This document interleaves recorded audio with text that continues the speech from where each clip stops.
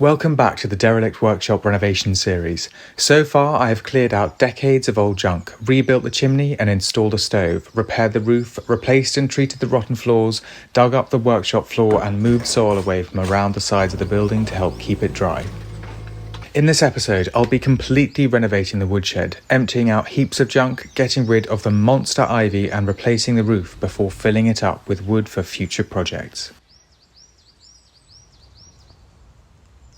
To start with, I'll trim back the canopy of the ivy and cut the main stems, which will hopefully make it easier to peel the rest of the ivy off the building once it has begun to dry in the sun.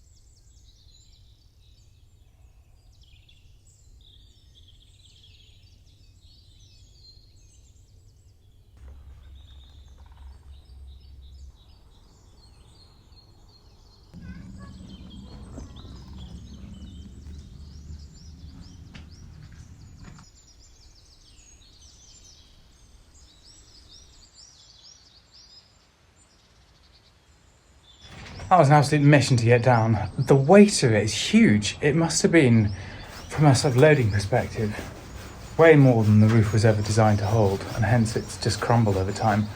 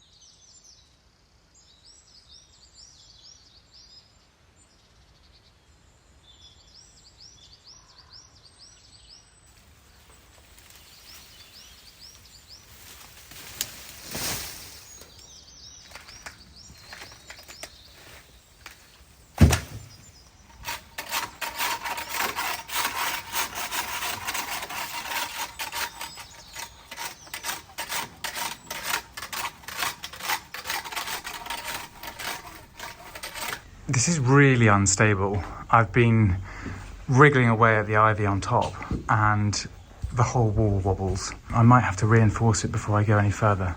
I'll keep going for a bit and maybe try and reduce the weight and volume of the wood up there. But if it gets too bad, I will have to reinforce it before carrying on.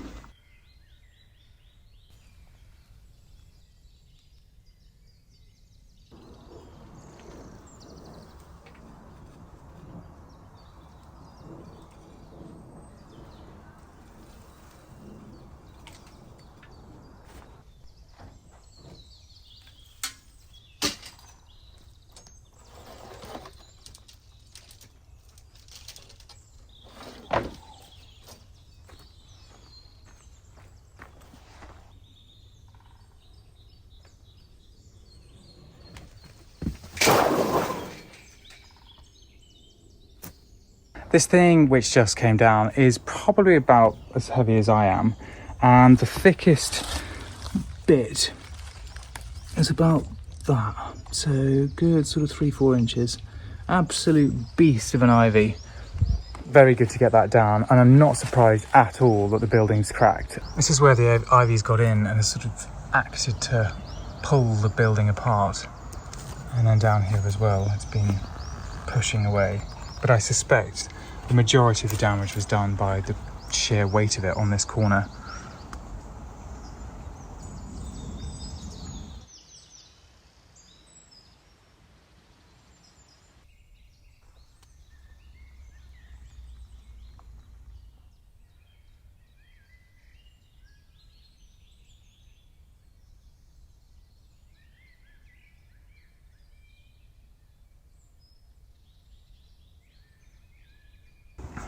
The remaining roofing sheets here are acceptable. They're fine for lean-tos and log stores and things like that, so I'm going to try and take them off carefully. And in order to do that, I'm going to just nip the top off these with an angle grinder, and then they should just pull off neatly.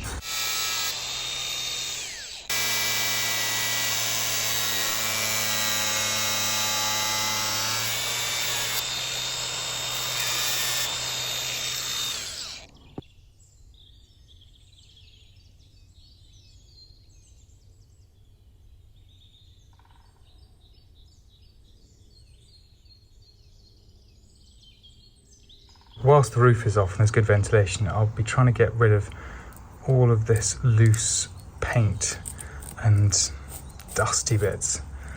And the way I'm going to do that is use this angle grinder with this very harsh steel brush attachment. It works wonders, and I'm only going to be doing a light brush, not to get all the paint off, just to get the loose bits off.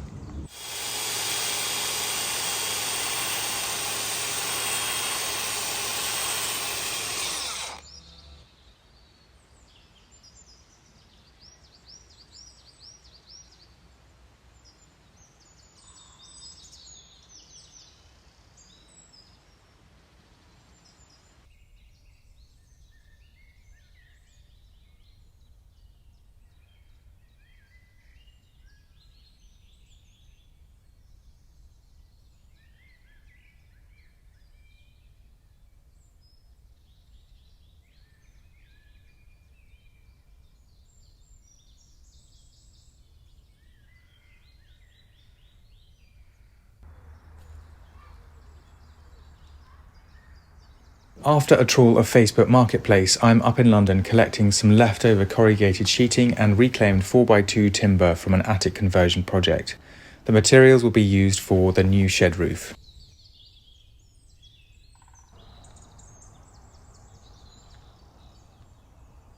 This wall is super unstable, so I'm going to start off by putting wall plates on, which are wooden bits which sit on the top of the wall, and that will help tie this together. And then once the roof is on, I will come back and repoint this crack, which should stabilise it further. It will certainly do the job, and it will be covered by some sort of barge board. Overall, it's fine for a shed. Structurally though, questionable.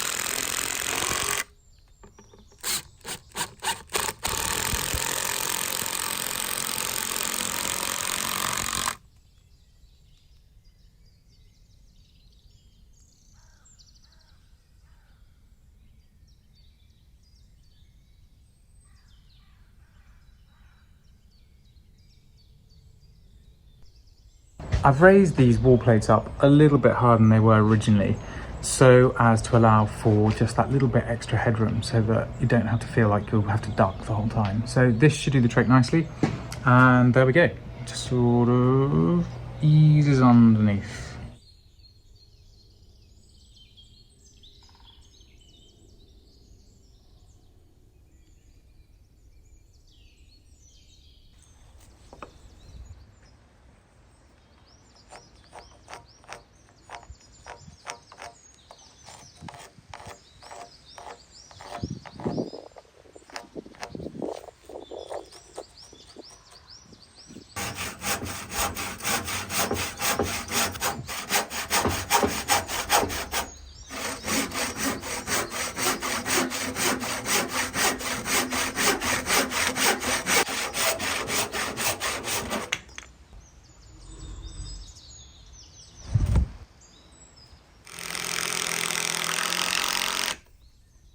That's all I can do for today on the roof because I am out of long timbers. I'll be doing some more Facebook Marketplace foraging this evening and we'll be able to finish this tomorrow. In the meantime, I'm going to put a wooden surround round this window frame to make it easier to fix odd panes of glass in just temporarily. We're due for some really heavy rain, so I've got about 6 hours to get this roof on. So rest of these rafters, then the corrugated sheeting on top. Hopefully that's enough time. If not, it's going to get wet in here.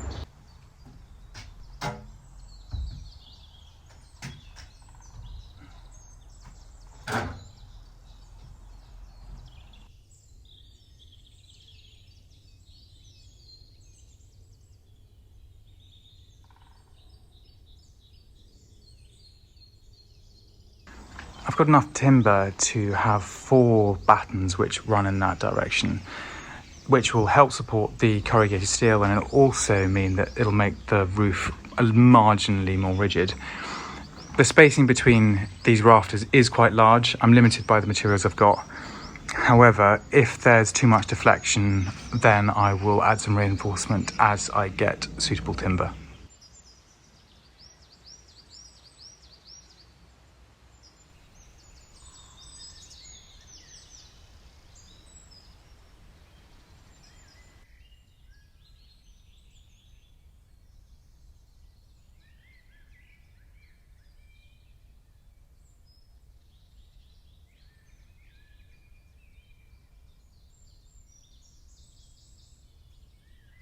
So far, this roof is only attached in one location in that corner there, so that I can roughly fasten the sheets together and then rotate it round so that there is an even overhang along this front edge of the building. Because the building is very unlikely to be square, it's the most reliable way of getting this overhang to be uniform without getting steps in the sheeting at the front. The long ones are used for fixing down onto the battens, and then these short ones are used for tying the sheets together.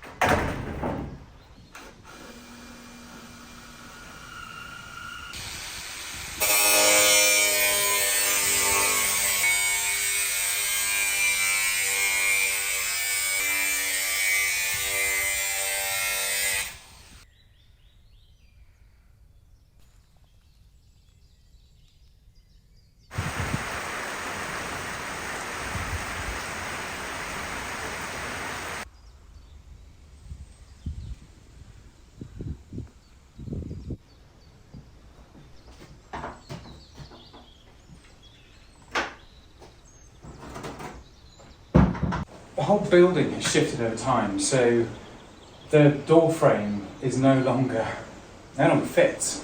So I've got to pack out the gap and then I will refasten it to the wall.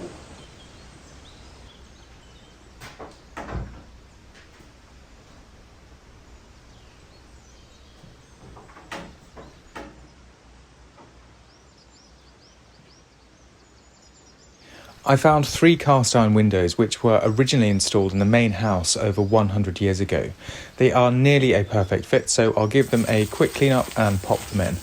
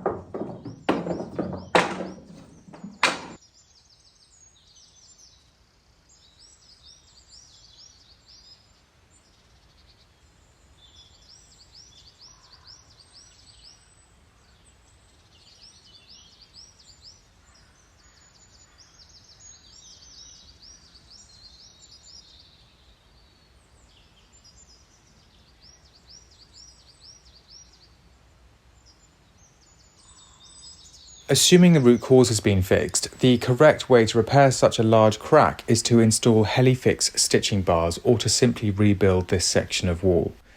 Given that this is just a single skin shed which will only be used for wood storage and will most likely only be standing for a few more decades, I decided to rely on the door frame and wall plates to resist tension, compression and torsion, and point the crack with lime mortar to resist compression.